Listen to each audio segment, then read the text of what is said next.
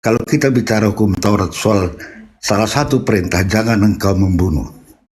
Ya, di Matius pun ada larangan seperti itu. Taurat, jangan membunuh, jangan berzina, jangan bersaksi dusta. Matius 19 ayat 18. Membunuh akan dihukum. Itu ada kesinambungan larangan. Tetapi kalau dibunuh, Bang. Tunggu dulu, saya mau ngomong dulu. Oh iya. Sabar, Bang, sabar. Larangan membunuh. Ya, jangan membunuh, jangan berzina, jangan mencuri, jangan mengucapkan saksi dusta. Di Matius 19 ayat 18 perkataan Yesus. Nah, itu ada kesimpulan soal membunuh. Iya, terus. Tapi kalau saya masuk ke Al-Quran, Al-Baqarah 191, bunuhlah mereka. Ada perintah bunuh. An-Anfal 12, bunuhlah dan penggallah kepalanya. At-Taubah 36, ya, sama juga perangilah. Nah, ini perintah yang berbeda, ya. Di sana jangan membunuh, di Injil jangan membunuh, tetapi di Al-Quran Al-Baqarah 191, bunuhlah mereka. An-Anfal 12, penggallah kepala nafsu. Nggak usah diulang-ulang, Bang. Nggak usah diulang-ulang, cukup. Perang itu. Jadi ini perintah yang beda dari Allah. Oke, itulah menurut saya. Tolong dijelaskan ini. Kalau saya tidak menafsirkan, ya, saya hanya membacakan. Saya tidak berkhotbah tentang kitab suci saudaraku, tidak. Saya cuma mengurut saja. Kalau Jumat tadi berkhotbah tentang keimanan Kristen dan membaca Alkitab, itu menurut dia orang Kristen paham siapa Yesus. Ya, berkali-kali kepada Bang Juba terangkan bahwa firman Allah jangan ini sebagai manusia, jangan diulang-ulang, itu Pak. Yesus bukan persetubuhan suami istri. Cukup gantian. Ya, jadi gini, saudara, mengenai bunuh, ya. Ya. Di dalam Bible, sabar. Di dalam Bible kalau bunuh sinkronisasi, ya, dari Taurat ke Injil. Bisa gantian kan kita, ya. Gantian. Nanti ada kesempatan ini. Di Al-Quran itu ada surat Ar-Rahman. Nama surah itu artinya kasih sayang. Di Bible tidak ada surat-surat kayak gitu, nggak ada. Kemudian, sabar Pak, gantian kita, sabar. Nanti Bapak coloti lagi, ya. Kalau kita mau mengukur perintah membunuh di Bible, kita gabungkan nih antara kitabnya Yahudi yang diambil oleh orang Kristen tanpa izin, lalu digabungkan dengan Perjanjian Baru, ya, digabungkan kitab ini dua, kitabnya Yahudi terjemahannya diambil digabungkan dengan kitabnya Kristen, digabung menjadi dua. Satu, kata bunuhlah dengan kasihilah itu sebanding antara 1 juta dengan 1. Perintah membunuh di dalam Bible itu 99%, perintah kasihi itu cuma 1%. Itu Pak Ando. Contoh nih, 1 Samuel 15 nomor 3 misalnya. Bunuhlah semua laki-laki maupun perempuan, anak-anak maupun anak-anak yang menyusui, lembu maupun domba, onta maupun keledai. Bunuhlah semuanya, jangan kau biarkan satu pun yang bernapas. Ya Pak, ya. Contoh tuh. Sedangkan data-data yang Anda bawa dari Quran itu adalah data-data saat perang. Itu dalam keadaan perang, Pak. Itu bukan berbicara mengenai perintah membunuh dan seterusnya. Kemudian, sabar ya. Kemudian, ketika Anda mengatakan terkait bunuh, Matius 19 yang Anda bawa, di situ dikatakan ketika orang itu bertanya kepada Yesus, "Guru, apa yang harus aku kerjakan supaya saya bisa masuk surga?" Yesus menjawab, "Jangan kau membunuh." Nah, saya mau bertanya nih kepada Bapak, apakah membunuh Yesus itu bisa menyebabkan orang masuk surga? Apakah membunuh Yesus itu tidak melanggar hukum Taurat?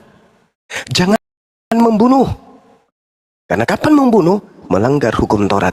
Apakah membunuh Yesus itu melanggar hukum Taurat atau tidak? Jawab, silakan. Untuk saya berbicara tadi, karena tadi terjebak kepada hukum Taurat soal larangan membunuh yang disampaikan kepada Musa. Salah satu adalah jangan membunuh. Tadi Pak Juba menanyakan apakah itu ada di Injil. Saya sampaikan, jangan membunuh, jangan berzina, jangan berdusta. Matius 19 nomor 16 sampai 18. Ada langsung perkataan larangan membunuh. Lalu saya tarik ke Al-Baqarah. Bunuhlah. Ini perintah siapa nih? Penggallah kepalanya. Ya, ya Tobat 36. Perangilah. Ini perintah. Tadi kan saya sudah menjelaskan Bapak, itu adalah ayat perang. Sedangkan yang tertulis di dalam kitab yang Anda gunakan di dalam 1 Samuel 15 itu lagi tidak perang, tapi diperintahkan membunuh anak-anak, anak laki-laki, anak perempuan, ya, yang menyusui, bahkan anak bayi pun disuruh bunuh. Lembu, domba, onta, keledai disuruh bunuh, dan itu dalam keadaan tidak perang. Kenapa disuruh bunuh? Jadi enggak usah ambil itu, bukan itu poinnya.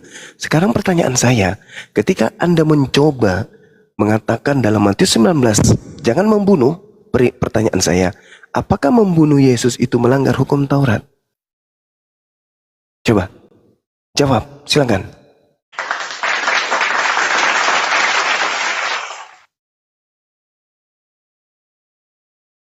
Jawab dong. Dibuka aja, Pandu.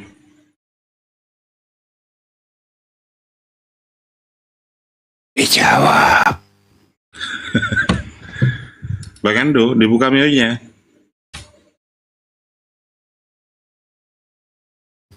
Dijawab itu pertanyaannya. Apakah membunuh Yesus itu melanggar hukum Taurat? Jawab. Sikala makama itu. Assalamualaikum warahmatullahi wabarakatuh. Waalaikumsalam warahmatullahi wabarakatuh. Sikap malakama itu ya.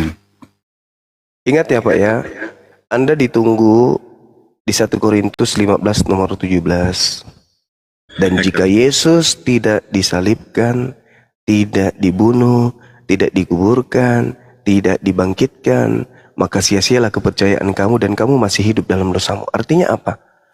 Iman Kristen itu ada dari hasil dosa melanggar hukum Taurat.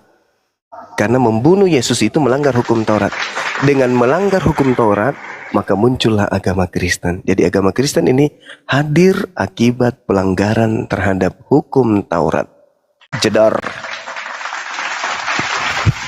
Tanpa pelanggaran kepada hukum Taurat, Kristen tidak ada. Jadi agama Kristen ini berasal dari pelanggaran terhadap hukum Tuhan. Itu dalilnya. Silakan kalau masih mau lagi. Bang Joma, Ya, kalau lagi perang itu, musuh itu dikasihi atau dilawan, Bang Joma? digeletek-geletek, digitik-gitik. Oh, dicabut.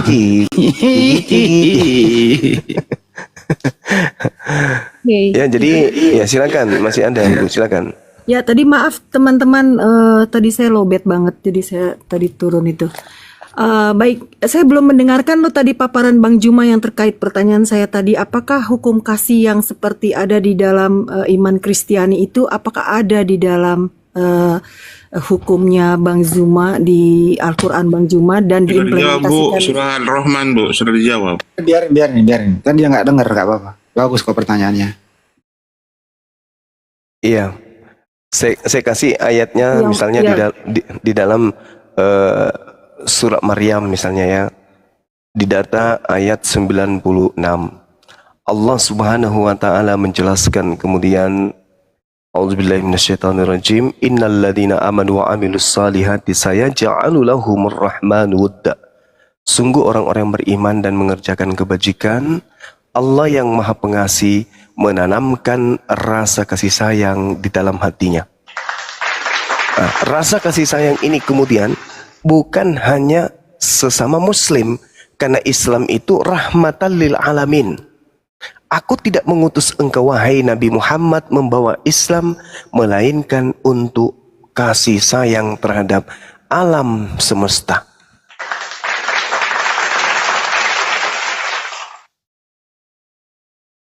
Oke. Itu ya Bu ya? Ya, sampai situ. Baik, saya menerima Bang Juma. Apakah ini termasuk juga kepada Islam atau Muslim yang melakukan pembakaran gereja dan lain-lain? Apakah mereka mengerti hukum yang tadi Bang Juma sampaikan? Itu yang kemungkinan dia tidak mengerti. Kemungkinan dia tidak mengerti karena Islam itu tidak mengajarkan seperti itu. Andai saja Islam mengajarkan seperti itu, Kristen sudah habis di Indonesia. Kenapa?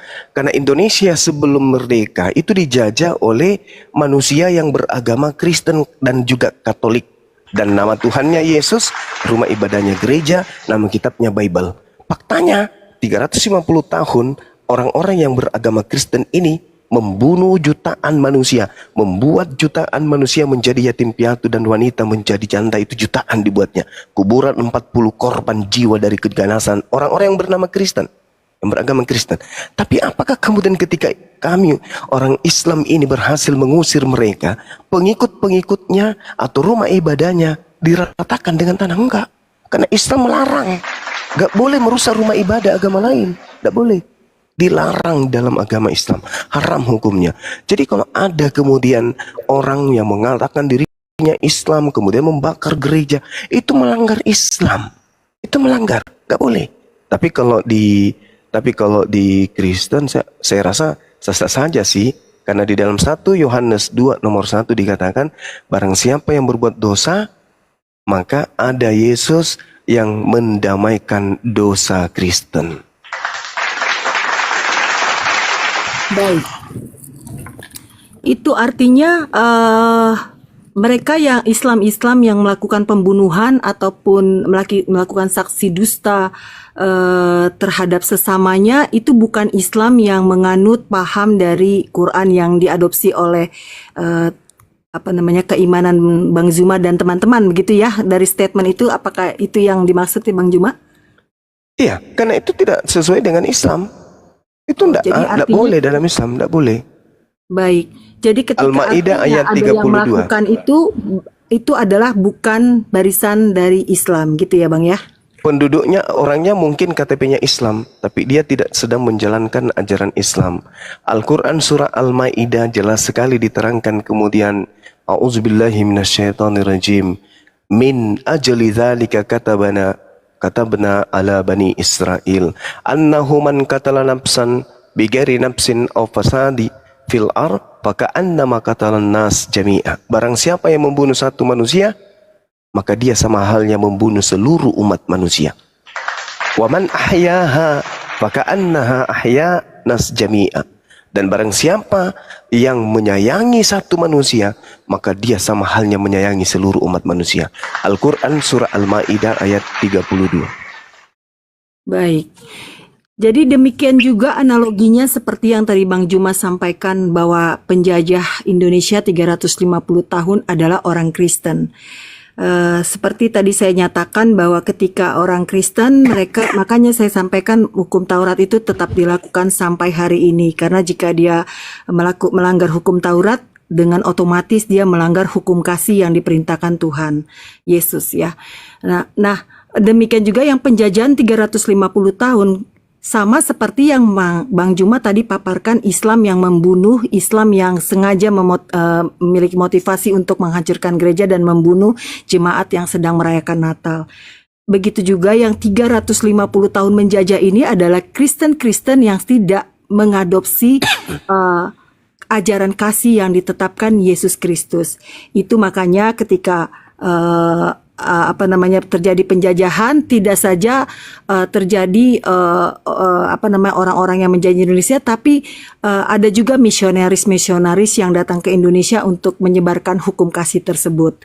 Jadi dengan demikian paparan Bang Juma tadi yang mengatakan orang Kristen adalah penjajah, itu bisa dianulir dengan statement saya barusan bahwa itu tidak ada, itu bukanlah pengajaran kasih yang diperintahkan Yesus di Matius 37. Itu penjelasan dari saya. Yang kedua, saya belum terjawab tadi yang Bang Juma sampaikan, apakah hukum Taurat itu juga dilakukan dan diyakini dan dipercaya sampai hari ini tidak diikuti oleh keimanan Islam? Silakan dijawab Bang Juma. Iya, hukum Taurat itu untuk Bani Israel. Al-Quran surah Al-A'raf ayat 144 dan 145. Wahai Musa, ajarlah kaummu untuk berpegang teguh kepada Taurat. Tuh, Al-Quran surah Al-A'raf ayat 144 dan 145. Kami ini bukan umat yang tidak punya harga diri, tidak plagiat kami ini. Kami bukan penyamar-penyamar. Hukum itu hanya untuk Bani Israel. Kami punya Al-Quran dong. Tapi nggak mau menggunakan kitabnya orang. Cuman Al-Quran itu diwahyukan oleh Allah untuk menjelaskan sebagian dari isi Taurat. Al-Quran surah Al-Ahqaf ayat 12. Wa min qablihi kitabu Musa imama wa rahmah. Wa hadza kitabu musaddiqul lisanan arabiyya liyunziral ladina zalamu wa busyra lil muhsinin. Dan sebelum Al-Quran itu telah ada kitab Musa sebagai petunjuk dan rahmat. Dan Al-Quran ini adalah kitab yang membenarkannya dalam bahasa Arab untuk memberi peringatan kepada orang-orang yang zalim dan memberi kabar gembira kepada orang-orang yang berbuat baik. Jadi kami tidak plagiat. Kami punya nabi yang menerima hukum-hukum. Nabi Muhammad menerima hukum. Hukum yang diterima oleh Nabi Muhammad itu adalah hukum untuk seluruh umat manusia. Kafatan linnas. Makanya kami beriman. Karena hukum itu datang untuk seluruh umat manusia. Bil bayyinati waz zubur wa anzalna ilaika dzikr litubayyana linnasi. Aku memberikan Al-Quran kepadamu Nabi Muhammad untuk kau sampaikan kepada seluruh manusia. Nah itu. Nabi Musa, aku berikan Taurat untuk kaummu Nabi Musa.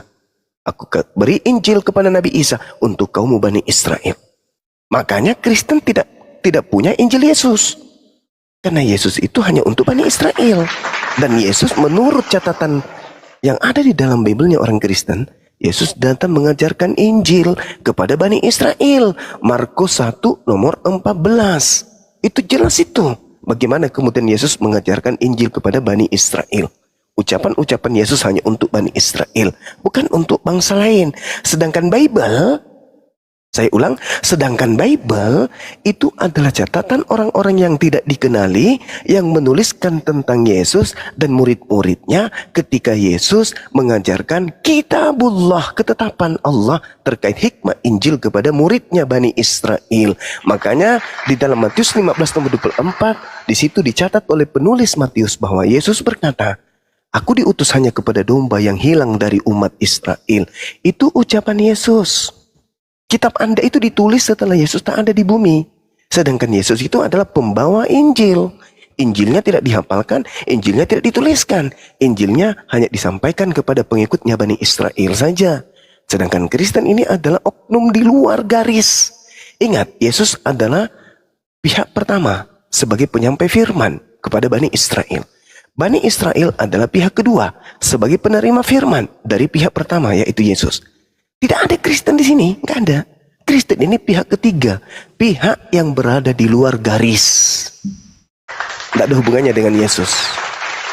Makanya kita susun perintah Yesus ketika dia datang di tengah-tengah Bani Israel. Dari perintah 1 sampai ke perintah 3 juta, tidak akan pernah bisa mengantarkan orang menjadi Kristen. Apa yang bisa menjadikan orang menjadi Kristen? Perintah-perintah Paulus. Nah itu baru bisa menjadi Kristen. Tapi kalau perintah Yesus, mustahil orang bisa menjadi Kristen. Kenapa? Karena Yesus mengajarkan untuk jangan membunuh. Sedangkan Kristen, agama yang dihasilkan dari hasil membunuh. Jadi kalau berbicara mengenai kasih, Kristen itu, mohon maaf nih, Kristen tidak ada di bumi ini kalau tidak ada pembunuhan. Kata siapa? Kata Paulus. Dalilnya di mana? Terang, saya bacakan tadi. Di dalam 1 Korintus 15 nomor 17. Dan jika Yesus tidak dibangkitkan, maka sia-sialah kepercayaan kamu. Dan kamu masih hidup dalam dosamu. Bisa nggak Yesus dibangkitkan tanpa dibunuh? Nggak bisa. Berarti, dengan kata lain, jika Yesus tidak dibunuh, maka sia-sialah kepercayaan kamu. Dan kamu masih hidup dalam dosamu. Sedangkan membunuh Yesus adalah dosa besar. Keluaran 23 nomor 7 nomor 8. Jangan kau membunuh orang yang benar. Jangan kau membunuh orang yang tidak bersalah. Sebab aku Tuhan tidak akan membenarkan orang yang bersalah. Amsal 6 nomor 16. 6 perkara yang dibenci oleh Tuhan. Bahkan 7 kekejian di dalam hatinya. Yaitu menumpahkan darah orang yang tidak bersalah. Berarti menumpahkan darah Yesus itu adalah kekejian dan hal yang sangat dibenci oleh Tuhan. Berarti membunuh Yesus yang adalah orang benar itu adalah melanggar firman Tuhan. Bahkan Yesus mengatakan Matius 19, jangan kau membunuh. Berarti tanpa pembunuhan Kristen tak ada. Tapi dengan adanya pembunuhan manusia jatuh ke dalam dosa. Jadi kesimpulan saya, pembunuhan kepada Yesus bukan menebus dosa, tapi pembunuhan kepada Yesus melahirkan dosa. Catat itu Ibu, silakan. kasih.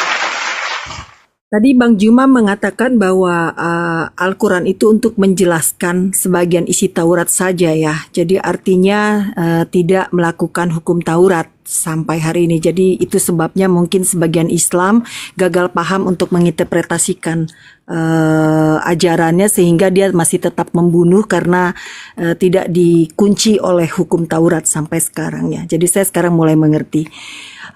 Lalu yang kedua adalah tadi Bang Juma mengatakan bahwa agama Kristen lahir dari pembunuhan. Mungkin saya lebih sepakat agama Kristen lahir dari kematian Yesus Kristus, karena pembunuhan yang tadi Bang Juma rujuk dari 1 Korintus 15 ayat 17 di mana Paulus mengatakan jika Kristus tidak dibangkitkan maka sia-sialah kepercayaan kamu dan kamu masih hidup dalam dosamu. Ya, karena ini panjang dan lebar ini sebenarnya untuk menjelaskan perikop ini. Saya mungkin di lain waktu mau bertemu lagi dengan Bang Juma untuk kita lebih depth untuk membahas perikop ini. Jadi yang Bang Juma katakan tadi bahwa Yesus itu Kristen itu hasil dari pembunuhan, itu tidaklah benar statement seperti itu ataupun premis seperti itu, karena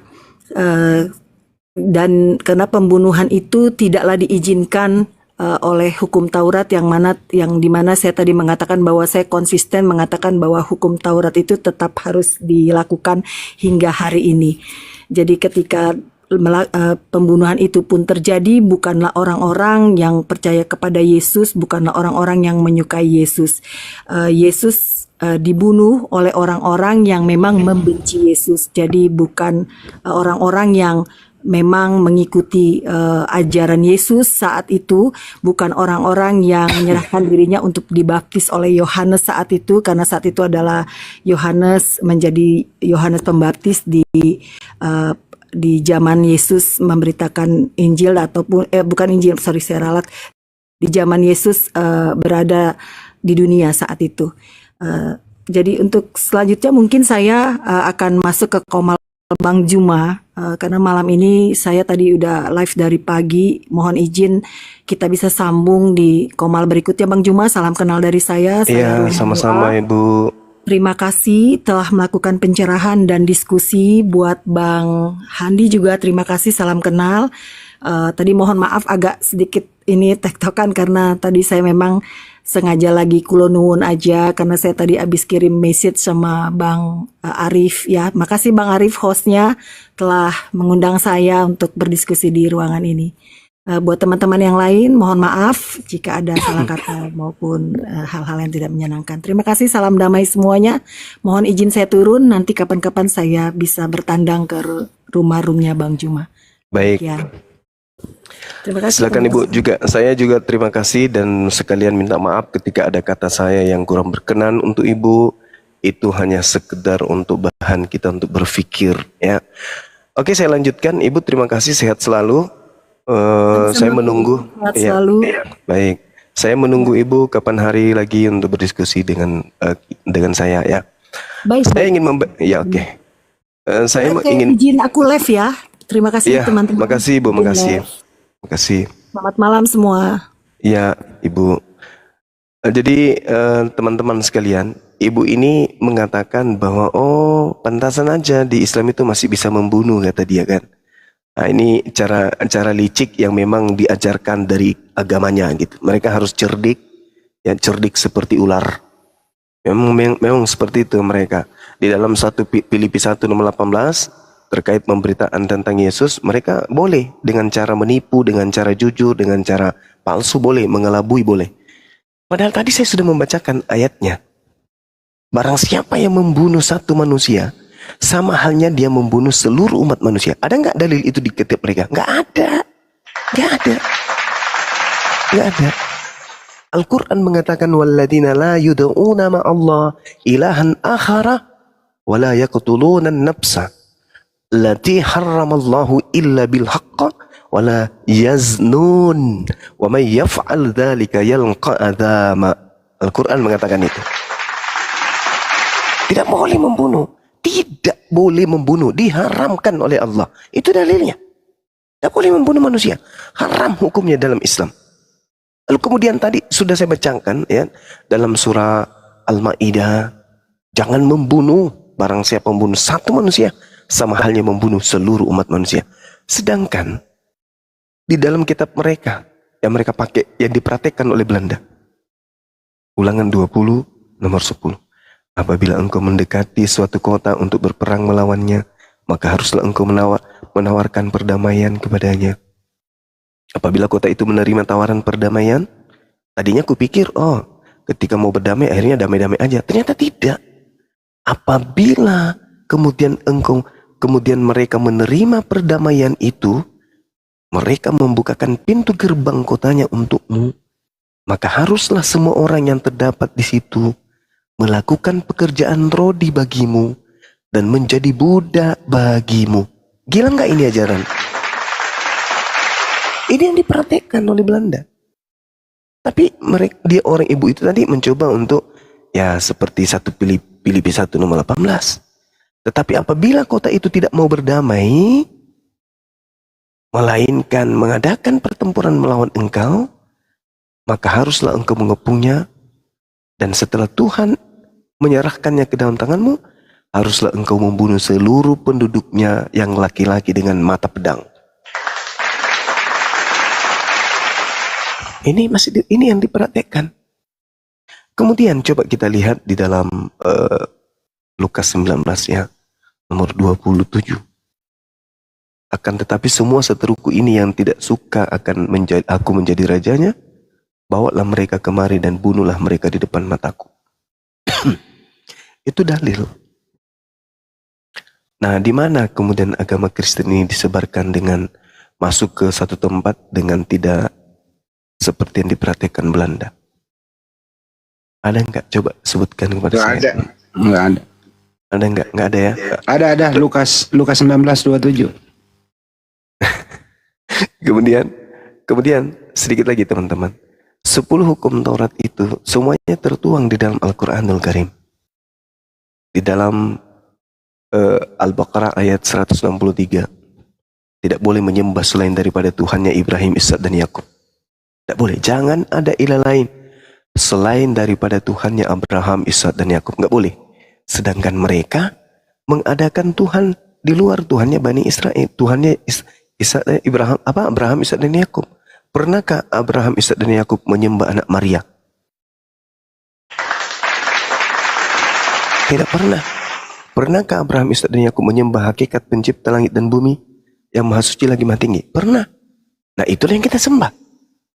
Kemudian yang kedua, terkait dengan tidak dibolehkan, kemudian jangan ada patung dan seterusnya. Al-Quran surah Al-Qasas ayat 88. Tidak boleh membuat patung. Tidak boleh.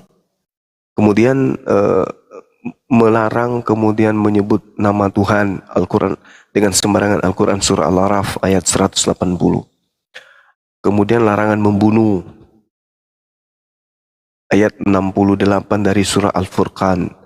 Kemudian hormati kedua orang tua kita, An-Nisa ayat 36. Kemudian larangan berbuat zina juga tertuang di dalam Al-Quran surah Al-Isra ayat 32. Larangan keras kemudian untuk melakukan kesaksian palsu, Al-Ahzab ayat 70. Kemudian larangan mengingini yang bukan hak kita, Al-Quran surah An-Nisa ayat 54. Kemudian menjalankan hari yang ditunjuk sebagai hari yang suci bagi kaum umat Islam, Al-Jumu'ah ayat 9. Kalau hukum sabat itu hanya untuk Bani Israel. Nah, kita hari Jumat, Al-Jumu'ah ayat 9. Dia hari Minggu nggak ada dalilnya. Kemudian dilarang mencuri, dilarang merampas hak orang lain. Al-Quran surah Al-Baqarah ayat 188. Jadi 10 hukum itu ada di Islam. Tetapi apakah hanya 10 hukum? Enggak. Semua di Islam itu ada hukumnya. Masuk rumah ada hukumnya, keluar rumah ada hukumnya, masuk toilet ada hukumnya, bangun tidur ada hukumnya, mau tidur ada hukumnya, mau makan ada hukumnya, selesai makan ada. Semua di Islam itu sempurna. semua ada hukumnya, semua ada aturannya. Jadi kita nggak bangga dengan 10 hukum itu. Apa sih itu, kecil itu. Di Islam itu syarat semua dengan hukum. Hukum Taurat itu hanya untuk Bani Israel. Itu yang ibu tadi tidak bisa selesaikan. Hukum Taurat itu hanya untuk Bani Israel. Tiba-tiba dia loncat ke Matius 28 nomor 19. Pada Matius 28 nomor 19 itulah yang Yesus sebutkan di dalam Yohanes 12 nomor 31. Bahwa penghukuman dunia ini sekarang telah dimulai, sedang dimulai. Sebab sang penguasa dunia telah dilemparkan keluar. Sejak itulah kemudian terjadi penyesatan secara sistematis terhadap anak keturunan Adam. Makanya di dalam Matius 12 nomor 43 sampai nomor 38 sampai nomor 40, disitulah mulai kemudian 38 sampai 40 itu ketika kemudian angkatan jahat ini minta satu tanda. Tanda apa? Bangkit dari kubur pada hari ketiga. Itulah mulai tanda kehancuran dunia ketika angkatan jahat ini melakukan aksi-aksinya ke seluruh dunia. Aksi daripada angkatan jahat adalah mengajarkan kejahatan mereka merebak ke seluruh penjuru bumi. Nah, itulah yang Yesus katakan dalam Yohanes 12 tadi. Dunia sudah dihukumkan sebab sang penguasa dunia telah dilemparkan keluar. Keluar dari mana? Silakan saudara-saudara Kristen jawab. Saya kira begitu, teman-teman. Terima kasih.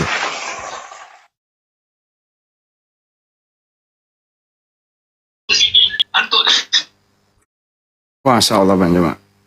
Udah mau istirahat Bang Juma? Apa penuh? Lanjut Mandi, lanjut.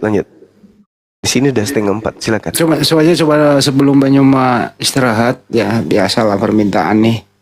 Ini saya putar ya. Mudah-mudahan Bang Juma masih bisa memenuhinya nih. Assalamualaikum abangku. Tolong dibacakan surah Al-Ahzab 34, 40 lah, 41 lah, sekitar itu. Tolong ya, abangku yang ganteng. Udah itu aja. Kalau Bang Juma masih berkenaan nih. Ayat berapa tadi Bang Andi? Al-Ahzab ayat surah keberapa itu? Ayat keberapa tadi? Suara saya nggak kedengaran. Al-Ahzab. Ayat berapa Bang Andi? Allah. Ayat 34. Masya Allah. Cuman saya nggak bisa terlalu keras bicara ya teman-teman. Pengunjung banyak saudara kita dari Seblang nginap di sini. A'udzubillahi minasyaitonirrajim. Bismillahirrahmanirrahim. Wazkurna ma yutla fi buyutikunna min ayatillahi wal hikmah. Innallaha kana latifan khabira. Innal muslimina wal muslimati wal mu'minina wal mu'minati wal qanitina wal qanitat والصادقين والصادقات والصابرين والصابرات والخاشعين والخاشعات والمتصدقين والمتصدقات والصائمين والصائمات والحافظين فروجهم والحافظات والذاكرين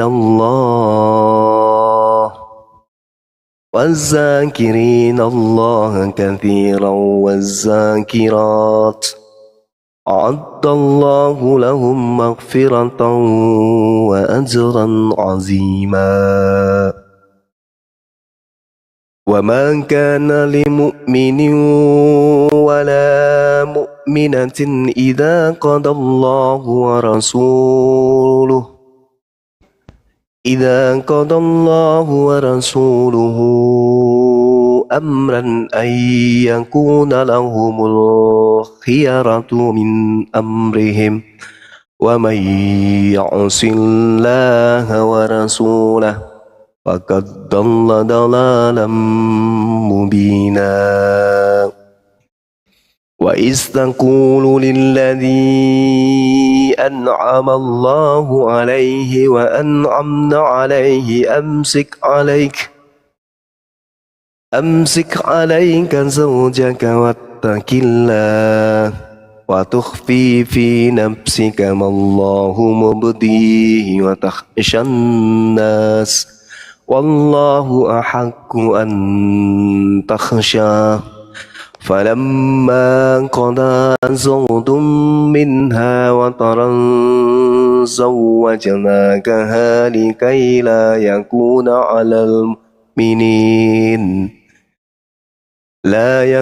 على المؤمنين حرج في أزواج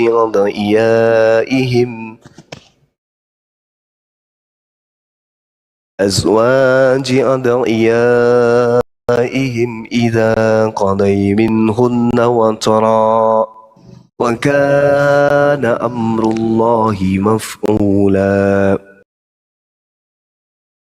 ما كان على النبي من حرج فيما فرض الله سنة الله في الذين خلوا من قبل وكان أمر الله قدرا مقدورا صدق الله العظيم. Maha benar Allah dengan segala firman-Nya. Allahu Akbar. Masya Allah. Adam tidur malam ini, Masya Allah. Ditambah hujan gerimis Bang Andi. Oh, yang gerimis ya. Oh iya, di gunung ya sekarang ya, Masya Allah. Iya, makanya aku bilang teman kita di sini banyak ya, banyak Kristen lagi nginap di sini, makanya suara nggak bisa besar. Karena Ya mudah-mudahan dia dengar terus masuk ke syarat kan saya Bang Juma bagaimana? Alhamdulillah, Masya Allah. Alhamdulillah. Bang Juma mau nanya boleh? Boleh Bang, sabar Bang ya. Ya. Saya ini kan apa? Kalau agama dari lahir Kristen. Cuman ya bukan orang yang taat juga lah. Saya mau bertanya bagaimana cara Bang Juma apa meyakinkan orang-orang yang belum mengenal Islam gitu kan. Nah, baru yang kedua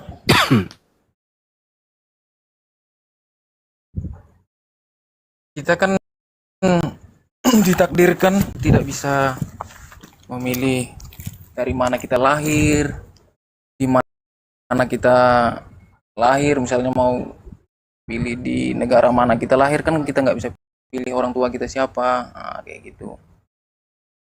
Jadi kan kita tak bisa pilih agama kita tuh.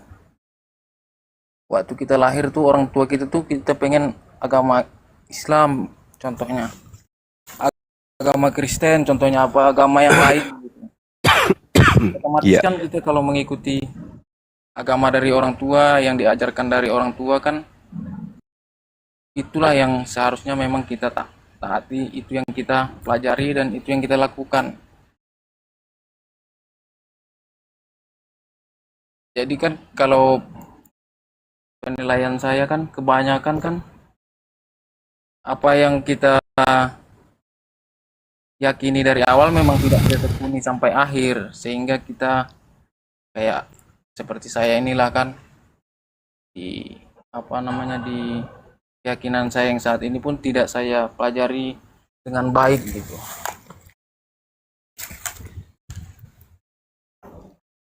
Gimana itu tanggapannya Bang Juma? Iya, baik. Jadi kita ini orang yang apa? Orang yang mengaku kemudian pengikut Nabi, mengaku kemudian agama samawi, maka sejatinya kita mendudukkan akal ini sebagai hal kunci keselamatan. Orang Kristen mengatakan imannya benar, orang Hindu mengatakan imannya benar, orang Buddha juga mengatakan imannya benar, orang Islam juga mengatakan imannya benar. Lalu apa tolak ukur bahwa iman inilah yang paling benar? Tolak ukurnya itu adalah akal. Akal tolak ukurnya. Makanya ketika kami umat Islam itu kemudian berbicara mengenai agama Islam, maka kebanggaan kami itu karena akal kami itu sinkron dengan Al-Quran. Nah, sedangkan Al-Quran itu menyatakan dirinya kemudian di dalam surah Shad, A'udzubillahi minasyaitonirrajim, Kitabun anzalnahu ilaika mubarak liyadabbaru ayatihi waliyatazakkara ulul albab. Al-Quran yang aku turunkan kepadamu penuh berkah agar mereka manusia menghayati ayat-ayatnya dan agar manusia yang berakal sehat mendapatkan pelajaran. Ayat ini tidak ditemukan di dalam Bible. Nggak ditemukan. Apalagi perjanjian baru. Itu nggak ditemukan. Hanya Al-Quran lah yang kemudian berani menyatakan dirinya bahwa Al-Quran itu diperuntukkan untuk manusia yang berakal sehat. Artinya Al-Quran ini siap diuji apakah betul selaras dengan akal manusia atau tidak, kan gitu. Kemudian cakupan di luar daripada Al-Quran itu sendiri. Kenapa kita berbicara mengenai akal? Karena Tuhan menurut akal kita adalah entitas tunggal yang absolut, yang tidak berbagi, tidak berbilang, tidak dua, tidak tiga, sampai yang terjadi hari ini adalah teman-teman saya Kristen yang nyata-nyata Tuhannya tiga, sembahannya tiga pun ngotot mengatakan kalau Tuhannya satu. Itulah bukti bahwa akal kita ini menghantarkan kita kepada pemahaman bahwa Tuhan itu adalah entitas tunggal yang absolut yang tidak tersentuh oleh keberadaan makhluk. Tidak tersentuh oleh campur tangan makhluk akan keberadaan entitas tunggal absolut ini. Nah, itu agama yang benar itu seperti itu. Sedangkan ketika kita berbicara mengenai agama Kristen, karena Anda adalah seorang Kristen, apa yang muncul di sana, Bung? Firman Tuhan turun menjadi manusia. Lalu yang menjadi manusia ini apa kemudian? Dia adalah Tuhan. Datang sebagai penebus dosa. Selaras tidak dengan akal? Enggak selaras. Kok enggak selaras? Ya. Orang Kristen mengatakan Tuhan itu maha kuasa, bukan? Yang disebut maha-maha artinya itu absolut, tidak berbagi dan tidak berkurang, tidak berhenti. Itu adalah keadaan yang sesungguh-sungguhnya. Maha kuasa, segala-galanya tak ada yang lain dan tidak pernah bisa berkurang. Ketika Tuhan itu maha kuasa, berarti dia tidak akan pernah bisa menjadi tidak maha kuasa. Dengan demikian Tuhan itu tidak bisa menjadi manusia. Karena manusia berada pada ufuk yang berbeda dengan Tuhan. Manusia itu berada pada sisi ciptaan yang menempati ruang dan menempuh perjalanan relativitas waktu. Sehingga manusia digiring kepada kelemahan. Mustahil Tuhan mengalami itu. Dengan kata lain, mustahil Tuhan menjadi manusia. Itu aja dulu, Bang. Kenapa Islam itu bisa dengan mudah dicerna? Karena Tuhannya bukan manusia. Tuhannya adalah pencipta manusia. Nah, sedangkan kitab saudara, agama saudara, Tuhannya manusia. Bernama Yesus. Mana yang logikanya masuk untuk kita imani? Ingat ucapan saya, Kristen punya iman, Islam punya iman. Iman mana yang betul? Tolak ukurnya adalah akal. Mana yang masuk akal? Tuhan menjadi manusia atau Tuhan menciptakan manusia? Mana yang masuk akal? Tuhan menjadi manusia atau Tuhan menciptakan manusia? Menciptakan manusia lahir tanpa ayah ibu. Menciptakan manusia lahir tanpa ibu. Menciptakan manusia lahir tanpa ayah. Mana yang masuk akal? Manusia menciptakan manusia, manusia tersebut, atau manusia menjadi manusia? Yang masuk akal yang mana? Itulah agama yang betul. Silakan. Baik, Bang Juma, terima kasih.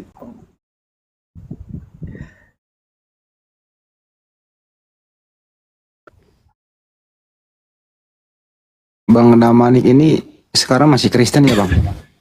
Iya, Ya terus belajar lah Bang, pergunakan akal aja sih.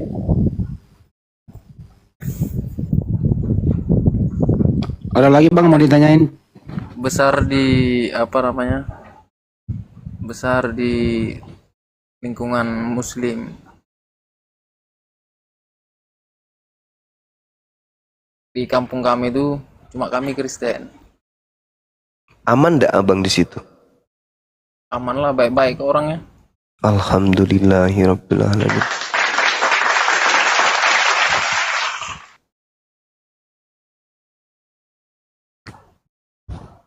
Ketika kemudian Anda memilih makanan yang mana yang Anda ingin makan, tolak ukur untuk memilih makanan itu apa bang? Akal atau asal ngambat aja? Ya lihat makanannya Bang, berguna bagi tubuh kita, Atau tidak? bermanfaat, apa enak apa enggak, kan itu juga tolak ukurnya. Berarti akal bukan? Iya Bang. Nah, ketika Anda memilih pakaian, mana yang Anda mau pakai? Pakai akal.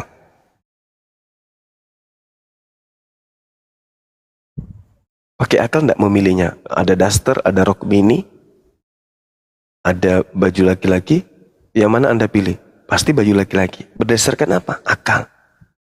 Tapi kenapa giliran Tuhan ada kesempatan Anda untuk memilih? Ada Tuhan yang umat Islam, ada sembahannya orang Kristen. Kenapa Anda tidak memilih? Kenapa hanya Anda ikutin aja? Giliran makanan, katanya untuk kebaikan Anda.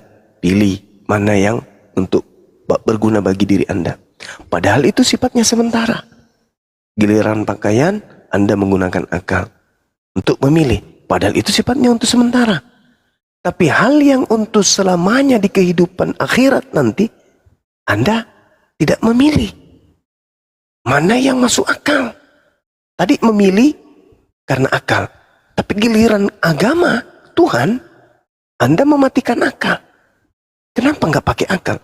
Sementara akal itu dipakai untuk menemukan jati diri kita sebagai makhluk yang bisa menentukan baik dan buruk. Akal kita ini sebagai makhluk materi Tuhan yang ditancapkan dalam materi fisik tubuh kita sebagai manusia.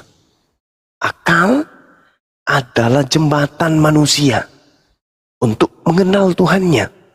Akal merupakan serpihan cahaya dari Tuhan.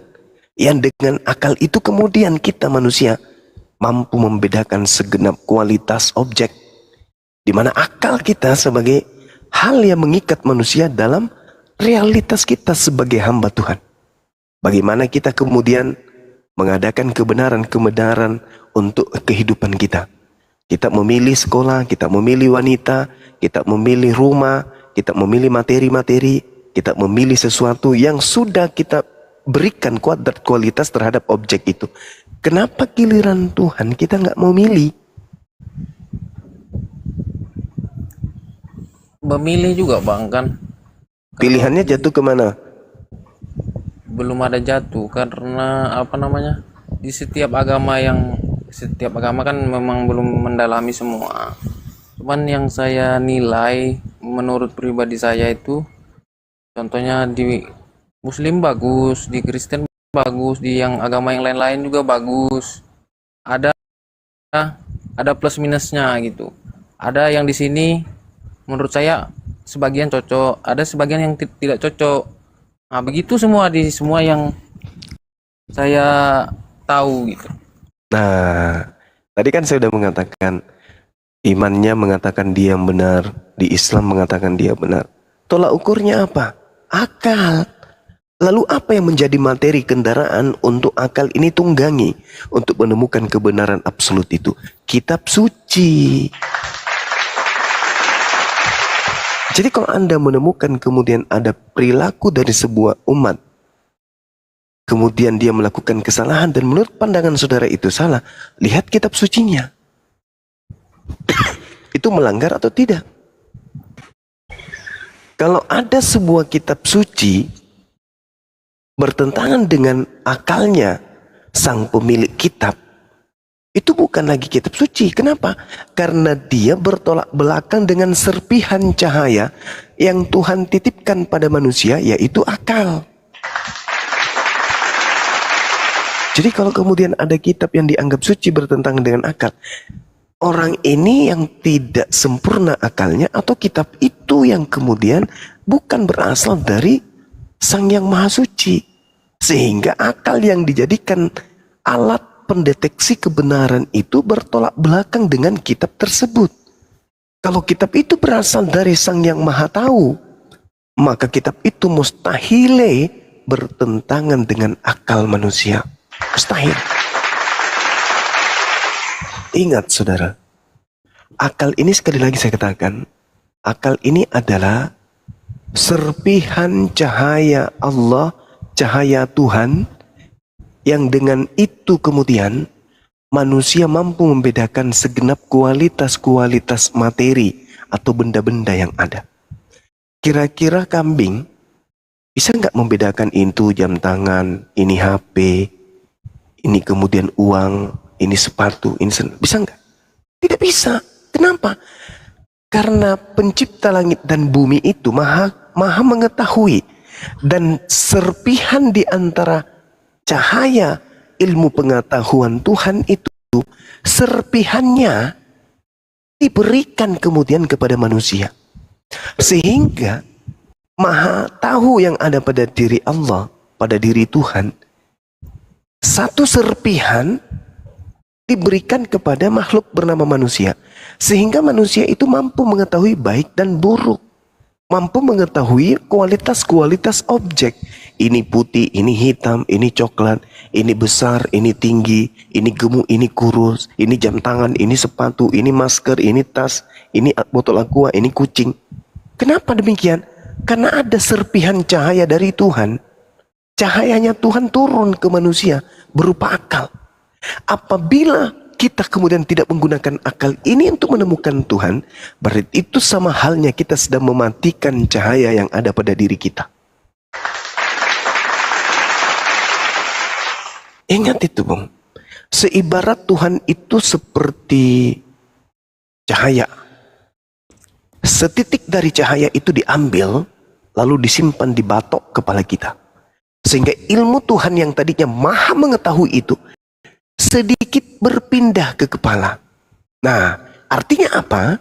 Manusia ketika akal itu diserahkan kepada otaknya, maka dia bisa menentukan mana benar, mana salah. Sekarang kasih dia materi, kasih dia misalnya kotoran sapi, kasih warna yang bagus, kasih kemudian parfum, simpan di mangkok yang bersih, kasih sendok, sisipkan kepada manusia itu, suruh dia makan. Apa yang terjadi? Sehebat apapun kemudian orang mengolah tai kotoran sapi tadi, manusia tidak akan makan. Bila mana cahaya yang Allah titipkan di kepalanya itu berfungsi. Tapi apabila cahaya di kepalanya itu padam, Anda kasih tai sapinya Anda kasih kecap, Anda kasih saus, Anda kasih bawang goreng, Anda kasih kemudian sendok dan garpu, serahkan kepada orang gila, dia makan. Kenapa? Cahayanya mati. Begitu juga orang yang cahayanya di kepalanya tidak berfungsi, diberikan sebuah buku, isinya hancur berantakan di dalamnya, hanya karena modal percaya iman saja, dia akan mengatakan ini kitab suci. Padahal itu bukan. Kenapa? Karena cahaya yang ada di kepalanya itu mati, redup, sampai dia tidak bisa menembus bahwa ini firman Tuhan atau bukan firman Tuhan. Bayangkan saja tuh, Tertulis Theophilus yang mulia, banyak orang yang menyusun berita-berita, peristiwa-peristiwa yang terjadi di antara kita. Oleh karena itu saya terpanggil untuk menyelidikinya dan menyusunnya kembali. Kalau akal mati, cahayanya redup. Manusia yang melakukan penelitian ini akan dianggap catatannya sebagai firman Tuhan.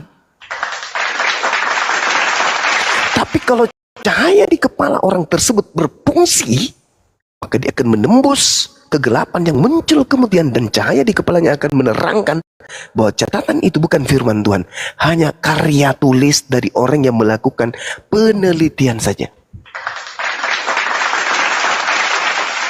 Makanya Al-Quran menarasikan dirinya kemudian bahwasanya kitabun anzalnahu ilaika mubarak liyadabbaru ayatihi waliyatazakkara ulul albab. Al-Quran kami turunkan kepadamu penuh berkah agar mereka menghayati ayat-ayatnya. Menghayati itu artinya apa? Memikirkan, menelaah, itu mempelajari, mengkaji. Itu yang dimaksud Al-Quran. Agar ayat-ayat kami ini dia kaji, dia pelajari, dia pahami. Agar orang-orang yang berakal sehat mendapat pelajaran. Tuh, artinya akal ini cahaya. Al-Quran datang, disinkronkan kemudian apa yang diurai dengan adanya cahaya. Tak ada yang tersembunyi di dalamnya. Semuanya terang karena cahaya. Artinya apa? Apa yang diterangkan Al-Quran berkesesuaian dengan akal. Kalau yang diterangkan kemudian kitab itu tidak sesuai dengan akal, itu bukan berasal dari Tuhan. Kenapa? Karena pada akal manusia inilah penentu. Karena akal manusia ini adalah serpihan cahaya yang diutus oleh Allah, oleh manusia, oleh Tuhan kepada seluruh manusia. Iya bang, itu memang cuman kan kalau untuk keyakinan dalam agama itu kan setiap agama kalau dia taat dengan agama itu sendiri kan dia menjaminkan keselamatan. Sementara menurut agama yang kita yakini itu kita yakini orang yang di luar kita itu sudah jelas tidak selamat, karena setiap agama meyakini hanya agama dia sendiri yang selamat. Baru penilaian saya untuk di umumnya kan ada juga seperti yang agnostik, ateis itu malah perilakunya lebih yang tidak mengenal Tuhan, yang tidak perilakunya lebih ada perintah-perintah Tuhan yang dilakukan dia, malahan yang tidak mengenal Tuhan gitu bang. Tidak bisa Tuhan itu tidak ada bang. Tuhan itu pasti ada. Iya Tuhan, maksudnya yang tidak mengenal. Ada sebagian orang yang tidak mengenal. Nah, silakan aja. Perilakunya Iya. lebih seperti yang diajarkan di agama itu, ada masuk juga yang dilaksanakan dia gitu. Ya, jadi gini. Di dalam kehidupan kita ini ada baik, ada buruk. Buruk itu tidak hanya identik dengan apa yang kita lihat secara penilaian bahwa itu tidak baik. Tapi buruk ini identik dengan sebuah kejahatan. Kejahatan terjadi pada diri manusia karena adanya nafsu. Nafsu ini juga sama. Nafsu juga itu adalah sebuah cahaya. Cahaya yang kemudian menjadi sinyal bagi makhluk di luar manusia berupa iblis untuk mencobai atau menggoda manusia. Itulah. Nah, sekarang ketika Anda melihat orang-orang yang tidak beragama, tidak melakukan satu pelanggaran, dia sudah tidak bertuhan. Tanpa dia tidak melakukan kejahatan pun, dia sudah jahat. Dia sudah jahat. Iblis tidak perlu bekerja lagi untuk mereka. Untuk apa iblis bekerja loh? Sudah sama-sama dia kok tidak menyembah Tuhan. Kalau dia tidak lagi digoda oleh iblis, dia pasti baik. Karena tidak ada iblis yang menggodanya. Dan iblis tidak menggodanya karena dia salah satu golongan. Kenapa? Sudah tidak bertuhan. Itu yang pertama.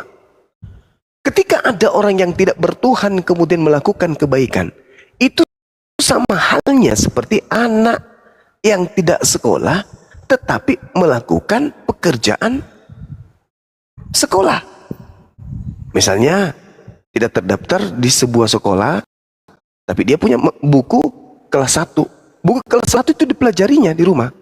Sampai dia tahu 1 tambah 1 2, 2 tambah 2 4, 4 tambah 4 8. Dia tahu tuh. Dia catat semua materi-materi pelajaran itu dan dia betul jawabannya. Tetapi dia tidak terdaftar di sebuah sekolah. Apakah anak ini bisa mendapatkan rapor? Apakah anak ini bisa mendapatkan reward, penghargaan, ijazah? Apakah anak ini bisa dikatakan naik kelas? Tidak. Kenapa? Sepintar-pintarnya dia tidak terdaftar sebagai mahasiswa di dalam sebuah lembaga yang memiliki aturan main. Nah, Tuhan itu sudah pasti punya aturan.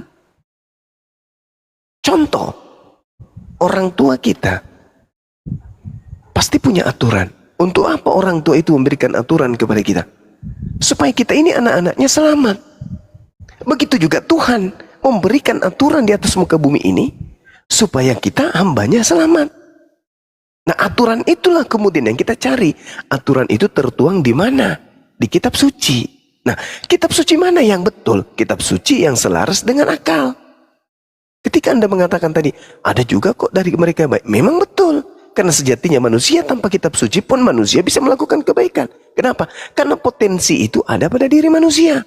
Jangankan manusia, hewan aja ada potensi kebaikan. Apalagi manusia. Akal ini hanya dipakai untuk menemukan Tuhan dan kemudian untuk mencari kebenaran melalui wahyu, firman Tuhan yang datang melalui para nabi. Makanya kembali kepada pola awal. Semua agama memiliki iman. Tapi iman mana yang kemudian yang betul? Iman yang betul adalah iman yang selaras dengan serpihan ilmu pengetahuan yang Tuhan titipkan pada diri manusia, yaitu akal. Di situ aja, Bung. Saya nggak bisa keluar dari sana. Jadi kalau ada sebuah agama melakukan sebuah kebaikan, ya itu betul. Karena agama mengajarkan untuk melakukan kebaikan. Iblis pun di dalam menyesatkan, awalnya menyuruh manusia melakukan kebaikan. Itu iblis. Jadi apa yang kita lakukan, apa yang orang-orang lakukan sebagai pelaku dosa itu dipandang baik. Apa yang mereka lakukan itu dipandang baik. Karena itu adalah tipu daya iblis. Nah, ini yang perlu saya tanamkan, saya sampaikan kepada saudara. Jadi iman yang benar adalah iman yang selaras dengan akal. Kalau ada sebuah kepercayaan tidak selaras dengan akal, tinggalkan iman itu.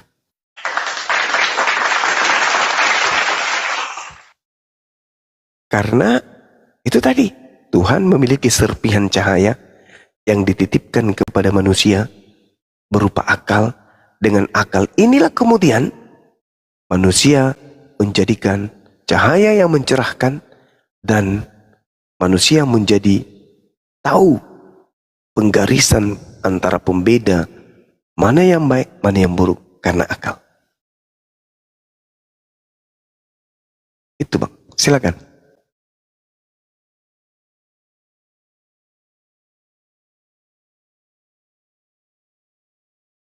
Baik Bang, terima kasih banyak Bang itu atas penjelasannya Bang. Iya, terima kasih sama-sama. Bang Handi masih monitor, di tempat saya sudah hampir jam 4. Masih. Ya, silakan Bang Handi, silakan. Oke.